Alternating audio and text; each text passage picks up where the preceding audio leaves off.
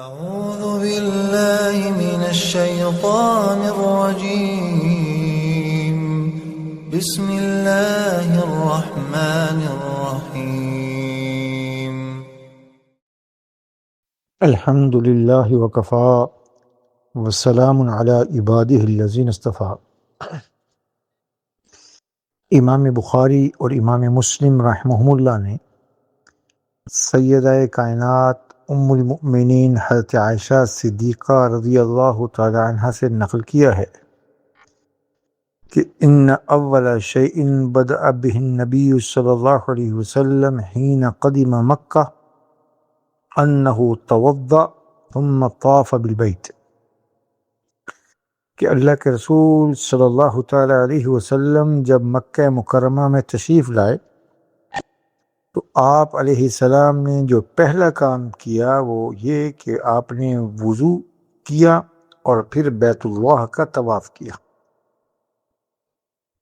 جو حجاج بیت اللہ یا جو عمرہ کرنے جا رہے ہیں، جو عمرہ کرنے جاتے ہیں، جب مکہ مکرمہ پہنچیں، چاہے براہ راست اس پاکستان سے مکہ مکرمہ پہنچیں، جدہ کے توسط سے اور جدہ کے ذریعے سے، یا مدینہ منورہ اپنے روٹین کے مطابق اپنا قیام مکمل کر کے مکہ مکرمہ پہنچیں اور حج کے لیے گئے ہیں اور حج تمتع کر رہے ہیں، تو یہ نبی علیہ السلام کا اسوہ ذہن میں رکھیں کہ آپ علیہ السلام جب مکہ تشریف لائے تو آپ علیہ السلام نے سب سے پہلے اپنی ضرورت پوری کی، وضو کیا۔ چنانچہ کوئی جلدی نہیں، اپنے سامان کو اپنی بلڈنگ میں، اپنے ہوٹل میں اطمینان سے رکھا جائے۔ بھوک لگ رہی ہے تو کھانا کھا لے، نیند آ رہی ہے تو آرام بھی کر سکتا ہے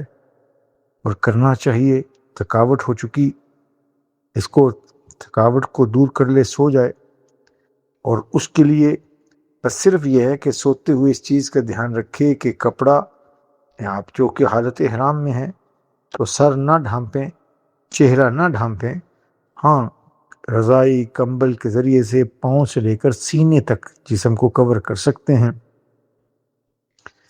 اور پھر جب اٹھیں تو تازہ یعنی غسل بھی کیا جا سکتا ہے، اس لیے کہ ہم نے عرض کیا کہ احرام چادروں کا نام نہیں ہے، احرام اس پابندی کا نام ہے جو ہم یا احرام کی نیت کرتے ہوئے ایک شخص اپنے اوپر لاگو کرتا، اور ان پابندیوں کا تذکرہ ہم نے پچھلی نشستوں میں کیا ہے۔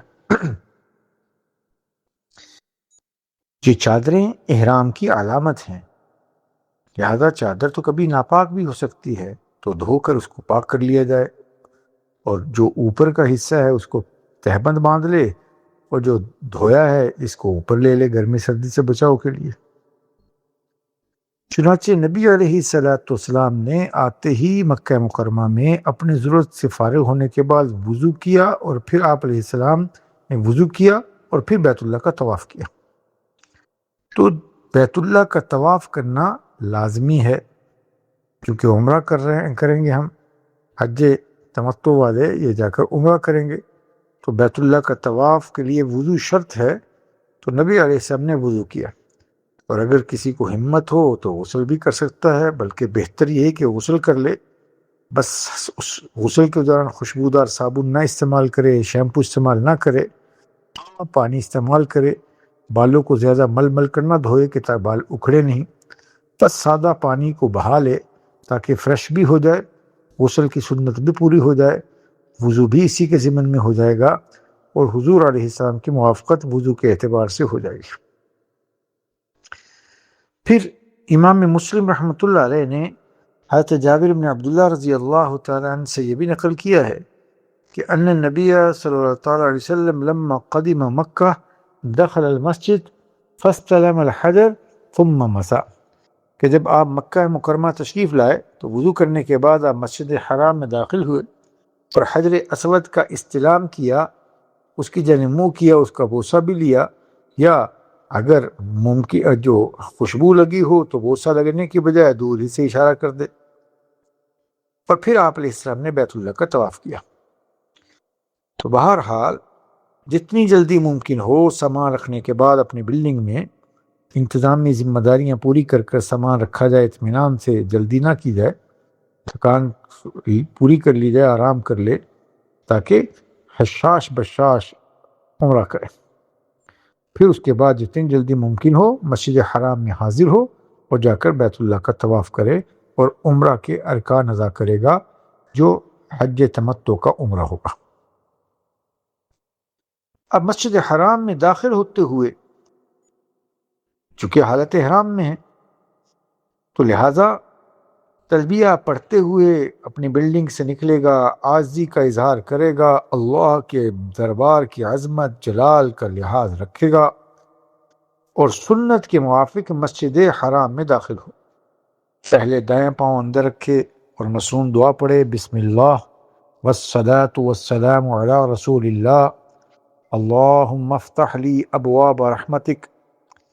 اور مسجد حرام میں داخل ہو کر جب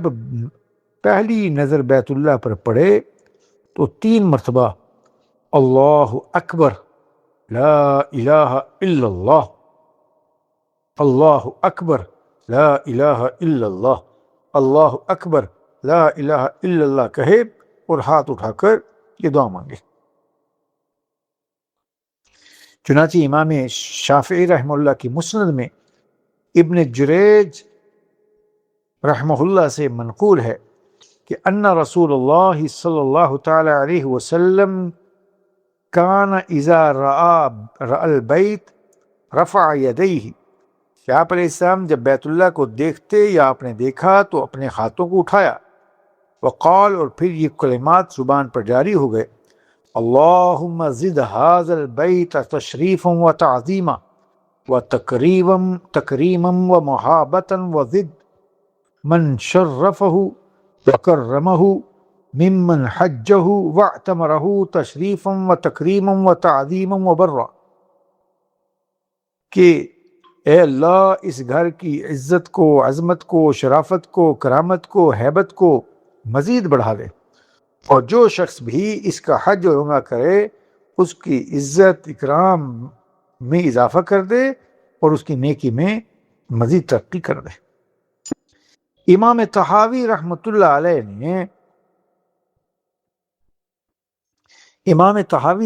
علیہ نے بھی یعنی یہ بات نقل کی کہ اس انداز میں تو نہیں، کہ اس انداز میں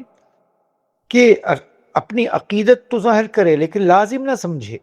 کہ ہم اسی طریقے سے انہی الفاظ کے ساتھ دعا مانگوں گا، بلکہ اس انداز میں کہ ہاں اگر یاد ہو الفاظ تو اچھی بات ہے، نبی علیہ السلام سے ثابت ہیں، لیکن اگر کسی کو یہ یاد الفاظ نہیں ہیں تو گھبرانے کی بات نہیں، پھر زبان سے اپنی اتنی بات ثابت ہے کہ نبی علیہ السلام بیت اللہ کو دیکھ کر دعا مانگی ہے آپ علیہ السلام نے، اور یہ دعا مقبول ہے، لہذا دعا مانگی جائے، اگر یہ الفاظ یاد ہوں تو اچھی بات ہے، ورنہ اپنی مادری زبان میں جو زبان سے دل سے دعا مانگنا چاہے اپنے شان حال اس دعا کا اہتمام کرے۔ اور امام حاکم رحمۃ اللہ علیہ نے سعید ابن مسیب رحمۃ اللہ علیہ سے حضرت عمر رضی اللہ تعالی عنہ کا یہ عمل نقل کیا ہے کہ ان عمر کان اذا نظر الى البیت، سیدنا عمر رضی اللہ تعالیٰ عنہ جب بیت اللہ کو دیکھتے تو یوں کہتے، اللہم انت السلام ومنک السلام فحینا ربنا بالسلام، اے اللہ آپ ہی سلامتی دینے والے ہیں، آپ ہی اسی کی جانب سے سلامتی ملے گی، اے اللہ ہمیں سلامتی والی زندگی عطا فرما۔ تو ان کلمات کا بھی کہہ لے، یہ بھی سیدنا عمر رضی اللہ تعالیٰ سے منقول ہیں، اور صحابی کا جو عمل عقل کے خلاف ہو، یعنی عقل کے خلاف ہو تو وہ یقیناً حکماً مرفوع حدیث کے حکم میں ہوتا ہے، یعنی صحابی نے یقیناً وہ بات نبی علیہ السلام سے سن رکھی ہے، تو صحابی کا وہ عمل جو مدرک بالعقل نہ ہو تو وہ یقیناً مبنی بر سماع ہوتا ہے، کے حکم میں ہوتا ہے، وہ حدیث کہ حضور سے سن رکھے ہوگا یہ عمل اس لیے کیا۔ بہرحال اللہ ہم سب کو سنت کے موافق حج کرنے کی توفیق عنایت فرمائے اور وہاں کے تمام افعال کو سنت کے موافق ادا کرنے کی توفیق دے، عزت کے ساتھ، سلامتی کے ساتھ، اکرام کے ساتھ، اللہ عمل کی توفیق دے۔